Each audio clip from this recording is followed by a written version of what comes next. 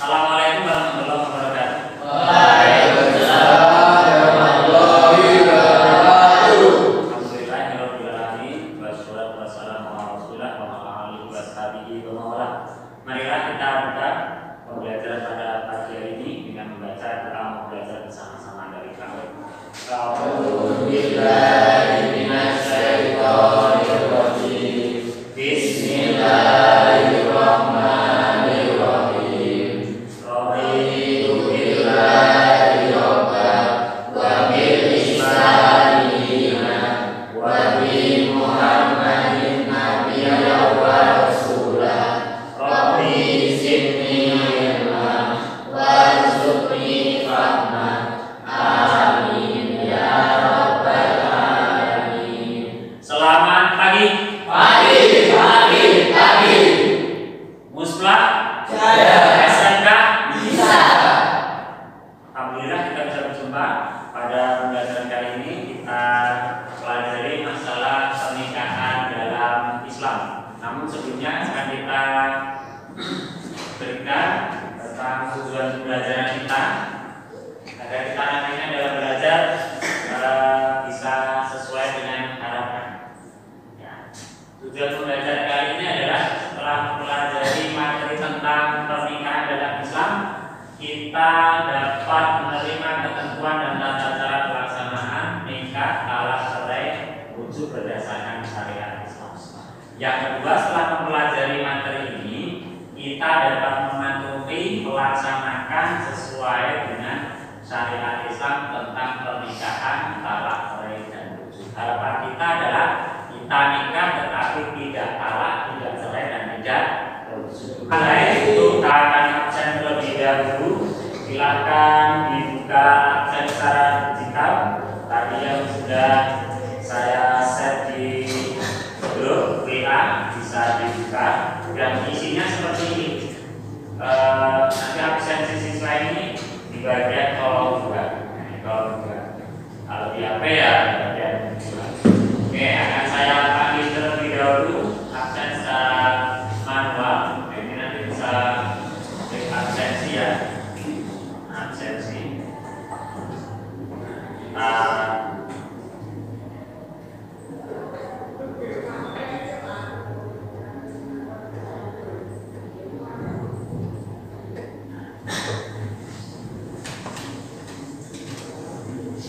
Kita absensi ini kelas 1.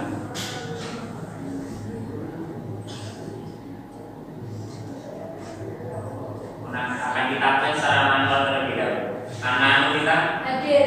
Alkan Malaysia, Firmansyah, Galang, Ibnu Budan, Ibrahim, Khairunisa, Muhammad Fito, Muhammad Nasrul Rizal, Muhammad Dugasan, Muhammad Ismail, Muhammad Bayu. Kita di sini. Sebagai bukti kehadiran kita, silakan absensi, pilih start, terus nanti pilih nama kalian. Nah, nanti kalian hadir, sakit, izin, dan nama. Ini absen secara digital yang kita.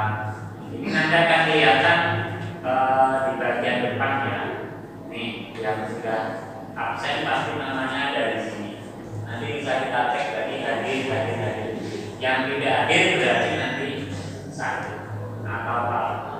Oke, saya kasih waktu 1 menit untuk absen secara digital. Terus akan kita lanjutkan ke bagian materi. Klik link web PAI.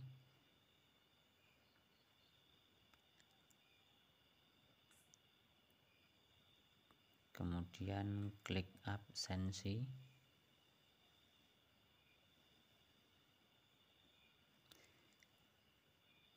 Klik absensi kelas TIA. Klik absen.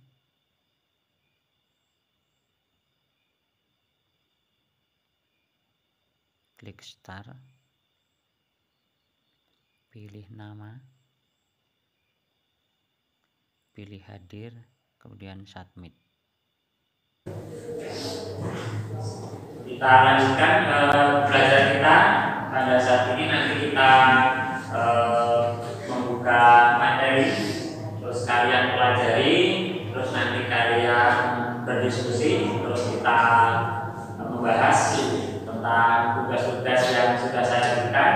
Di situ nanti kamu kerjakan dan nanti kita berdiskusi dan berpresentasi satu persatu kelompok. Nanti kita bentuk kelompok, terus terakhir kita kesimpulan. Oke, sebelum kita lanjutkan akan kita putarkan tentang video pernikahan. Silakan kalian lihat dan analisis tentang video pernikahan. Kita buka materi, kamu juga bisa di HP juga bisa. Nah, ini ada materi. Materi kita adalah bab ketiga.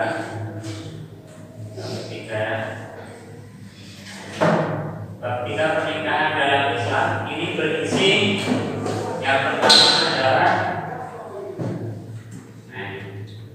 ada modul. Ada modul ini bisa kalian pelajari, bisa dibaca. Ini nanti isinya, kalau ini PPT atau PowerPoint yang akan saya sampaikan sekilas. Terus nanti di paling bawah sendiri itu nanti ada ringkasan materi. Nah, ringkasan materi ini berisi tentang materi yang akan kita pelajari. Nah, ini bisa dibaca keterangan di bawah ya. Di sini ya. Bacalah materi pernikahan dalam Islam.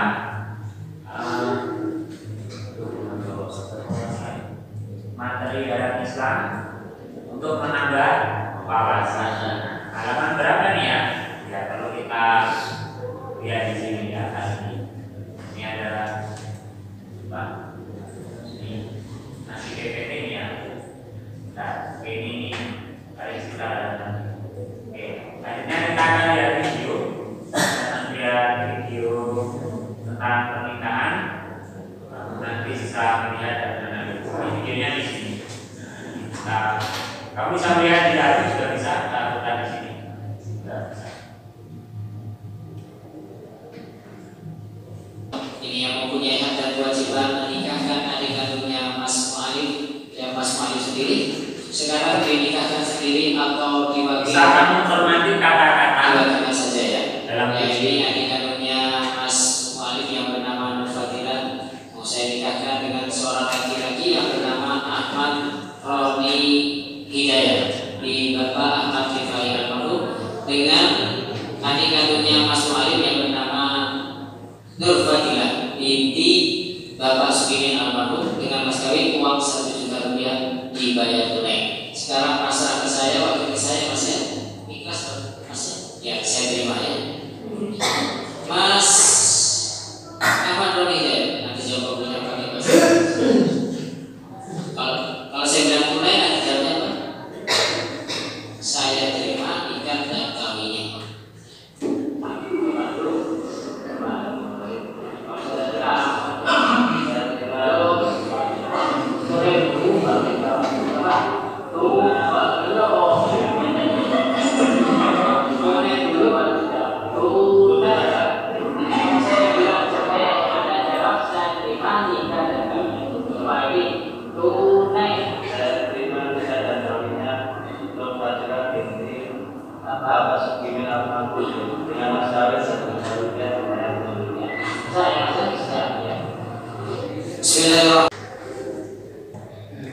Setelah kita melihat video tadi, nanti kita akan melanjutkan ke bab pernikahan dalam Islam. Nanti kamu bisa baca langsung di dalam HP, bisa lihat di materinya. Namun kita terlebih dahulu menganalisa video tadi. Ya, apa yang kamu ketahui tentang video yang telah kalian lihat tadi? Apa Mas? Ada apa? Ada apa saja? Ada wali, saksi, terus calon mempelai, wanita, terus ada. Selain itu ada berapa lagi? Ada? Lewang juga ada. Ya memang ada itu. Saksinya sebenarnya yang diperlukan untuk 2, tapi kalau di situ ada saudara-saudara, maka banyak yang sebagai saksi. Apa kegunaan saksi? Saksi itu adalah sebagai penentu ijab itu sah atau tidak. Maka ditanyakan pada saksi, sah? Sah. Kalau saksi itu bilang belum sah, maka diulangi lagi. video tadi ada 3 kali tentang ijab dan qabul. Oke, kita lanjutkan ya ke materi tentang pernikahan dalam Islam. Kamu bisa baca, nanti membaca itu saya akan memperlihatkan dalam PPT yang saya jual ini. Oke. Kemudian ada juga pengertian nikah. Pengertian nikah ini, kata nikah berasal dari kata al-jam'u atau bertemu, berkumpul. Jadi nikah itu bisa terjadi kalau ada pertemuan laki-laki dan perempuan. Terus ada lagi setelah bertemu maka nikah dan berkumpul. Menurut istilah, nikah adalah suatu ikatan lahir batin antara seorang laki-laki dan perempuan untuk hidup bersama dalam suatu rumah tangga melalui akad yang dilakukan menurut hukum syariat Islam. Intinya adalah nikah itu bertemunya laki-laki dan perempuan untuk hidup bersama dalam satu rumah tangga melalui akad nikah yang ditentukan sesuai dengan syariat Islam. Jadi intinya adalah laki-laki perempuan hidup bersama melakukan akad sesuai syariat Islam. Itu adanya nikah. Selanjutnya dalil nikah. Coba dibaca salah satu membaca. Yang mau baca. ومن كل شيء خلقنا زوجين لعلكم تذكرون. Ya. Ini surat Al-Zariyat ayat 49. Wa min kulli shay'in khalaqna zawjayn. Dan segala sesuatu kami jadikan berpasang. Maka orang nikah itu harus berpasangan laki-laki dan perempuan. Tidak boleh laki-laki dan laki-laki atau perempuan dengan perempuan, supaya kamu ingat kebesaran Allah. Nah, yang kedua dibaca tadi yang kamu salah.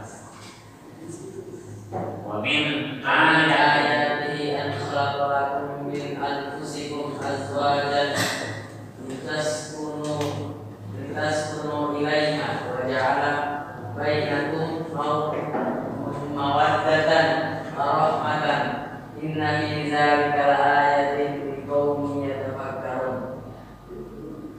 Intinya wa min ayatihi, dan di antara tanda-tanda kekuasaannya, an khalaqalakum, dia menciptakan untukmu min anfusikum, dari diri sebenarnya, dari itu sendiri, azwajan, itu adalah istri-istrinya.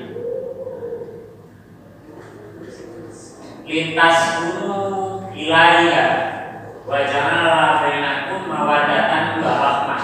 Intinya adalah kamu cenderung dan merasa tentram kepada dan dijadikannya di antara rasa kasih dan sayang. Intinya kalau kita menikah itu adalah ada rasa kasih dan sayang. Ya, diciptakan untukmu istri-istri dari jenismu sendiri. Anfusikum azwajan, itu adalah dari jenismu, istri dari jenismu sendiri. Maksudnya manusia dengan manusia. Kalau hewan kan itu tidak beristri ya, tidak beristri kalau hewan ya kawin tapi tidak beristri. Nah, maka ada akad nikah. Nanti selanjutnya hukum nikah ini ada 5. Yang pertama, awal hukum nikah itu menurut para ulama adalah boleh dilakukan dan boleh tidak. Siapa yang boleh melakukan dan siapa yang boleh meninggalkan? Ya, pertama wajib. Wajib itu bagi orang yang telah mampu sanggup menikah. Bila tidak menikah, khawatir akan terjerumus ke dalam perzinahan. Ini wajibnya tujuan nikah secara umum adalah dalam rangka menunjukkan rumah tangga yang bahagia sesuai dengan ketentuan agama Islam. Apa keluarga yang bahagia itu? Untuk memperoleh kebahagiaan dan ketenangan hidup. Atau ketenangan hidup itu adalah sakinah. Sakinah, maka orang menikah itu sebenarnya hidupnya adalah tenang dan tentram. Yang kedua, untuk membina rasa cinta dan kasih sayang. Di balik pernikahan itu adalah ada rasa cinta dan kasih sayang. Nanti kamu bisa baca sendiri dan bisa pelajari sendiri di materi yang sudah saya sampaikan. Rukun Rukun nikah ada beberapa. Satu, ada calon suami. Calon suami itu berarti laki-laki. Calon istri berarti jangan dibalik ya. Adanya wali. Wali itu bisa kita pelajari. Orang tua nenek sendiri kandung yang pertama adalah ayah. Nah, nanti kita pelajari, bisa kamu pelajari sendiri. Adanya dua orang saksi. Ini perlu saksi. Nikah kalau tidak ada saksinya tidak sah. Yang ketiga adanya ijab dan qabul dengan kata-kata nikah. Saya nikahkan Fulan bin Fulan dengan mas kawin seperangkat alat sholat dan uang 1 juta dibayar tunai. Berarti saya nikahkan. Berarti ada kata nikah. Itu harus ada. Kalau yang terakhir mahram ya. Jadi tadi ada berapa ya? Ada suami, calon istri, adanya wali, adanya dua orang saksi dan adanya ijab dan qabul. Mahram itu berasal dari kata yang dihalalkan. Menurut istilah ilmu fikih, mahram adalah wanita yang haram dinikahi. Sebab wanita yang tidak boleh dinikahi itu ada beberapa masalah. Yang pertama adalah wanita yang haram dinikahi karena keturunan. Anaknya sendiri tidak boleh, adiknya sendiri tidak boleh, itu karena keturunan. Mahram sudah ya, hikmah pernikahan. Pernikahan merupakan jalan keluar yang paling baik untuk memenuhi kebutuhan seksual. Nah, kalau sudah punya hasrat tentang seksual ya, pintu yang pertama yang paling baik adalah nikah. Oke, tentang gambaran besar materi sudah saya sampaikan. Lebih jelasnya kamu bisa mencari di materi yang sudah saya sampaikan tadi. Bisa nanti baca di sini ya, baca di sini, atau bisa cari di internet, bisa cari di sini kan. Nah, bisa kamu baca di sini. Ini bisa diperbesar, bisa diperbesar. Bisa kamu baca di sini. Ini kamu dari apa? Ini bisa kamu baca di sini. Semuanya ada di sini. Terus nanti kamu baca supaya menambah pengetahuan. Ini sampai akhir ya, sampai nanti bisa kamu baca. Bisa kamu baca. Oke. Selanjutnya adalah silakan untuk Pak kelompok untuk berdiskusi. Masing-masing kelompok kemarin sudah saya buat, yaitu 4 orang, jadi nantinya menjadi 4 kelompok. Ada yang 5. Silahkan membentuk kelompok.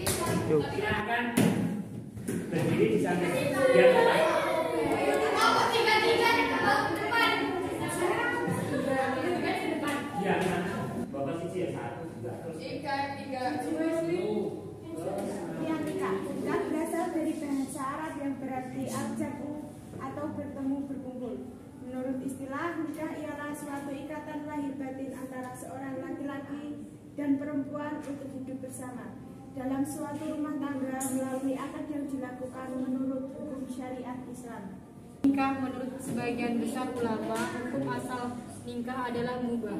Jaiz atau mubah artinya diperbolehkan, dan inilah yang menjadi dasar hukum nikah. Wajib, yaitu orang yang mampu atau sanggup menikah. Sunnah, yaitu orang yang sudah mampu menikah tetapi masih sanggup mengendalikan dirinya dari godaan atau Tujuan nikah. Tujuan nikah itu terdiri dari beberapa macam, yaitu 1. Untuk memperoleh kebahagiaan dan ketenangan hidup atau sakinah. Yang kedua, untuk membina rasa cinta dan kasih sayang. Ketiga, untuk memenuhi kebutuhan seksual yang sah dan diridhoi Allah Subhanahu wa Nikah Ta'ala. dan syarat-syaratnya. Calon suami: 1. Beragama Islam. 2. Atas kehendak sendiri. 3. Bukan muhrim. 4. Tidak sedang ihram haji.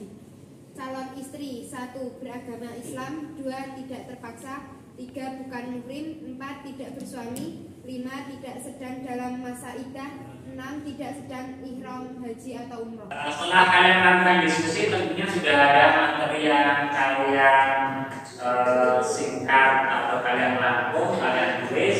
Silakan kalian presentasikan di depan kelas. Masing-masing satu kelompok satu presentasikan dengan hasil yang sudah kalian buat.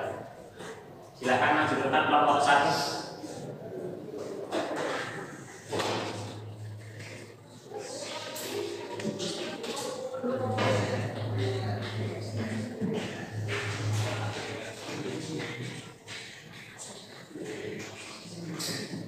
Selanjutnya nanti kelompok dua ya harus maju ke depan, nanti presentasikan kelompok dua.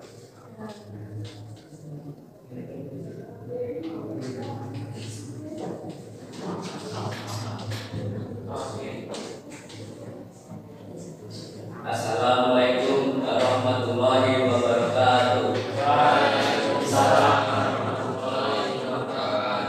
Izinkan saya di sini untuk mempresentasikan hasil diskusi kelompok kami.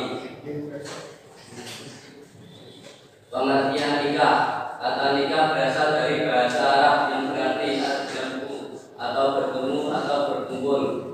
Menurut istilah, nikah ialah suatu ikatan lahir batin antara seorang laki-laki dan perempuan untuk hidup bersama dalam suatu rumah tangga melalui akad yang dilakukan menurut hukum syariat Islam. Kedua, dalil nikah.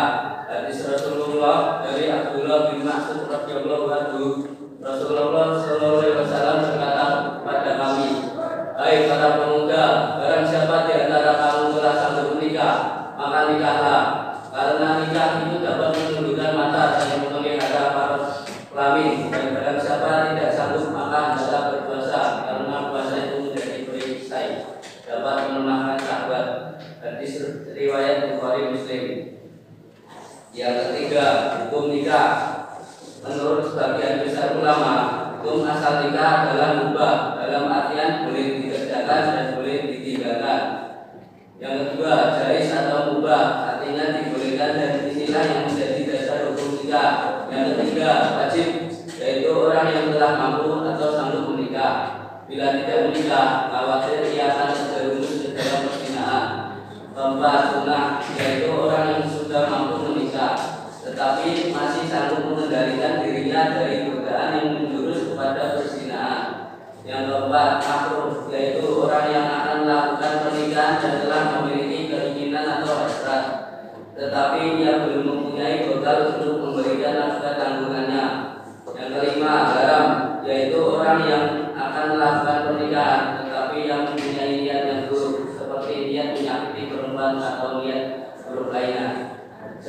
Demikian dari saja itu, bila ada kata yang kurang berkenan mohon maaf. Wassalamualaikum warahmatullahi wabarakatuh. Waalaikumsalam warahmatullahi wabarakatuh. Ya, tadi kelompok satu sudah mempresentasikan tentang pengertian dalil beserta hukum nikah. Ada pertanyaan tentang materi yang disampaikan oleh kelompok satu? Ya, Pak. Apakah orang yang baik akan mendapatkan pasangan yang baik, begitu juga orang yang tidak baik akan mendapatkan pasangan yang tidak baik? Ada yang bisa menjawab yang lain? Sebelum saya jawab, apakah orang baik itu jodohnya baik? Apakah yang kurang buruk jodohnya buruk? Ada yang bisa membantu menjawab kelompok satu? Apa jawabannya? Nggak tahu. Ya. Dalam Quran itu dijelaskan, ya, memang jodohnya orang baik itu juga orang baik. Orang buruk jodohnya orang sehingga apabila terjadi orang baik dapat orang buruk, maka nanti seperti kalau air dicampur oleh dengan racun, maka hasilnya apa? Air itu masih air atau jadi racun? Seperti itu. Kalau air putih dicampur dengan air teh diminum masih enak nggak? Enak. Maka teh itu baik atau buruk? Baik. Air baik. Maka kalau air baik dicampur dengan yang baik maka hasilnya baik. Nanti seperti itu. Tapi kalau misalkan racun dicampur dengan racun hasilnya apa? Racun. Nah, maka orang baik dicampur dengan racun hasilnya jelek. Nanti jadinya apa? Kalau nanti tercampur, nanti nggak akan bermanfaat. Seperti itu contohnya kalau orang baik dapat orang baik, orang buruk dapat orang buruk. Semoga kamu dapatkan jodoh yang baik. Kamu dua maju.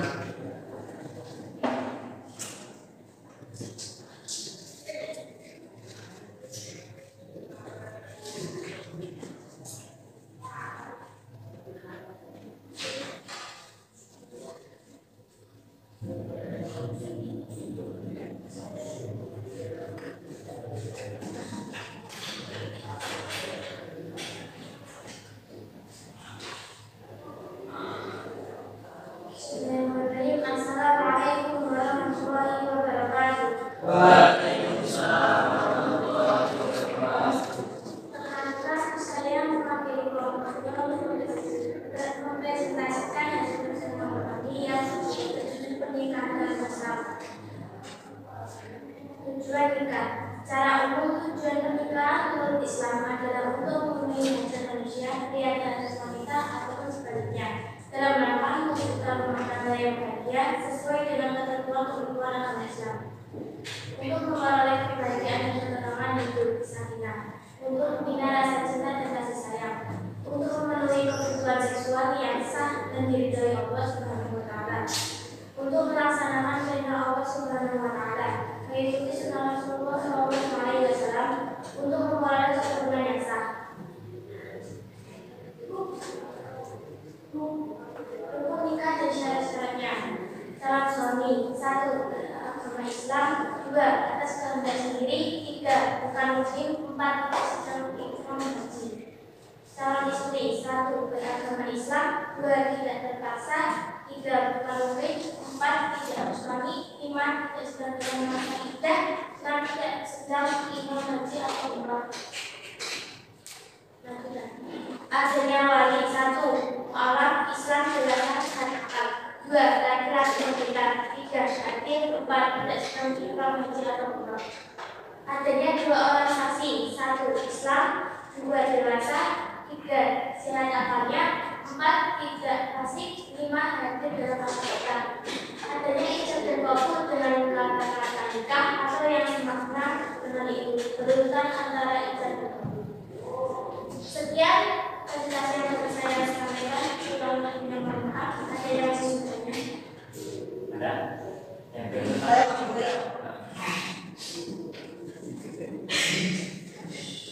Apakah betul-betul lebih banyak lebih banyak orang yang terlibat usaha keturunan? Ya, pertanyaannya apakah pergaulan bebas itu dapat merusak keturunan? Jawabannya apa? Ada yang mau bilang saya? Ya, karena pergaulan bebas adalah bentuk dari zina dan jika dilakukan akan merusak keturunan. Pergaulan bebas itu adalah termasuk zina. Ada yang lain yang bisa membantu? Pas ya? Pas. Ya, pastinya kalau pergaulan bebas itu merusak keturunan jelas. Karena ya, maksudnya merusak itu begini. Laki-laki dan perempuan kalau bebas kan tidak tahu siapa ayahnya. Nah, nanti ketika punya anak, itu anak siapa? Itu namanya merusak. Ayahnya siapa? Ya nggak tahu karena ayah laki-lakinya. Merusak keturunan itu maksudnya nasabnya atau garis keturunannya tidak jelas. Seperti kalau belum punya istri sudah punya anak, ya ngaku-ngaku itu yang menghamili saya, ya padahal belum begitu, karena mungkin yang berhubungan seperti itu bukan hanya dengan dia, bisa beberapa laki-laki. Itu yang menurut saya. Silakan kembali ke kelompok 3 lanjutnya. Oke, sebelumnya assalamualaikum warahmatullahi wabarakatuh. Waalaikumsalam warahmatullahi wabarakatuh. Perkenalkan, saya dari kelompok 3 untuk menjelaskan isi makrom. Menurut pengertian bahasa, makrom berarti yang diharapkan. Menurut istilah dalam ilmu fikih, makrom adalah benda yang haram dinikahi. Untuk wanita yang haram dinikahi dapatkan di situ ibu kandung dan seterusnya ke atas, nenek dari ibu dan nenek dari ayah, 2 anak perempuan kandung dan seterusnya ke bawah, 10 dan seterusnya, saudara perempuan kandung bapak atau ibu, 4 saudara perempuan dari bapak, 5 saudara perempuan dari ibu, 6 anak perempuan dan saudara laki-laki dan seterusnya ke bawah, anak nomor 7 anak perempuan dari saudara perempuan dan seterusnya ke bawah.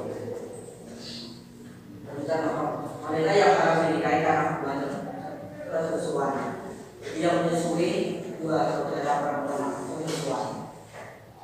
Wanita yang harus dinikahi karena hubungan ibu dari istri, mertua, anak tiri, anak dari istri dengan suami lain apabila suami sudah kumpul dengan istrinya, ibu tiri, istri dari ayah, baik dari cerai ataupun belum.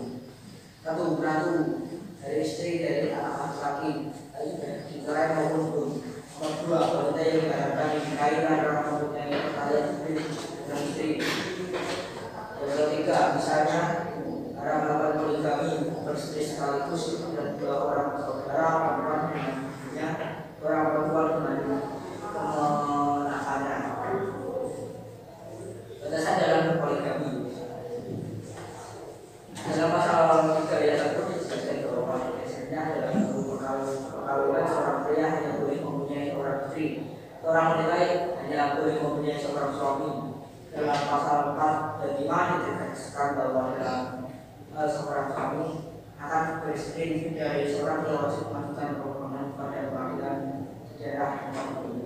Sekian dari saya, ada kurang lebihnya, maaf. Wassalamualaikum warahmatullahi wabarakatuh. Waalaikumsalam warahmatullahi wabarakatuh. Ada yang benar? Saya. Apabila seseorang sudah bertunangan, maka sudah dibolehkan untuk berdua asal jangan bertunangan ini. Itu kalau sudah bertunangan, bolehkah itu berdua-duaan atau berhubungan ini? Kalau secara agama tidak boleh karena waktu namanya tadi Pak, Sudah bertunangan apa? Hewan itu belum ada dasar yang sah secara agama, belum ada dasar yang sah secara agama dan belum ada kepastian tapi kedepannya itu menikah atau belum. Kalau sudah berhubungan, walaupun tidak boleh berduaan apalagi berhubungan ini. Zaman bagus ya. Jadi tunangan itu belum disebut suami istri, maka berduanya nggak boleh apalagi hubungan. Sudah, silakan kembali ke tempat masing. Yang perlu saya jelaskan tadi tentang itu ya, nggak boleh status persusuan itu ya. Itu maksudnya seperti ini. Dan yang apa 3 ya tadi ya? Ini yang ini ya. Saudara perempuan sesusuan itu maksudnya ketika saya misalkan menyusui ibu saya, ya ibu saya itu punya anak, anaknya itu punya cuma perempuan itu orang titip itu, entah ibunya meninggal, entah nanti adopsi. Nah itu satu susah dengan saya, sebaran saya. Nah itu kalau sudah besar nggak boleh saya nikahi. Karena apa? Sekalipun bukan anak ibu saya, anak orang lain, tapi menjadi saudara saya karena satu persusuan itu minum susunya ibu saya. Nah, itu tidak boleh. Itu agama dasarnya. Kira-kira apa-apa?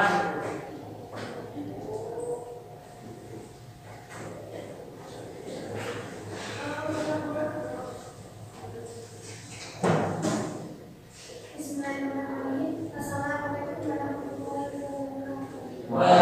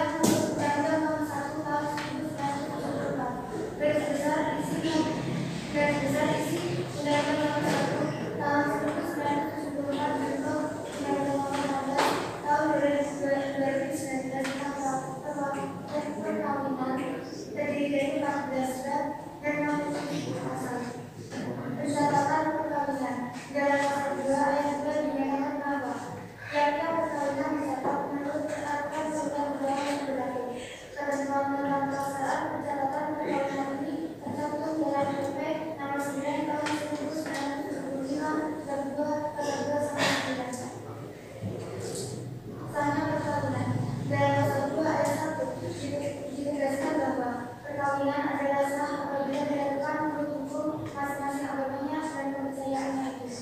Tujuan perkawinan dalam pasal 1 dijelaskan bahwa tujuan perkawinan adalah untuk membentuk keluarga rumah tangga yang bahagia dan kekal berdasarkan ketuhanan yang Maha Esa. Sekian dari saya. Bila ada salah kata tentang saya mohon maaf. Apakah ada yang bertanya?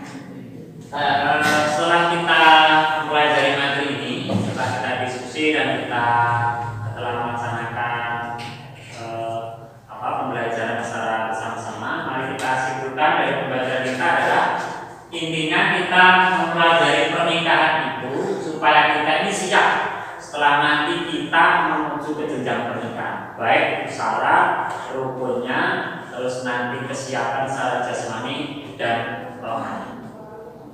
Selanjutnya mari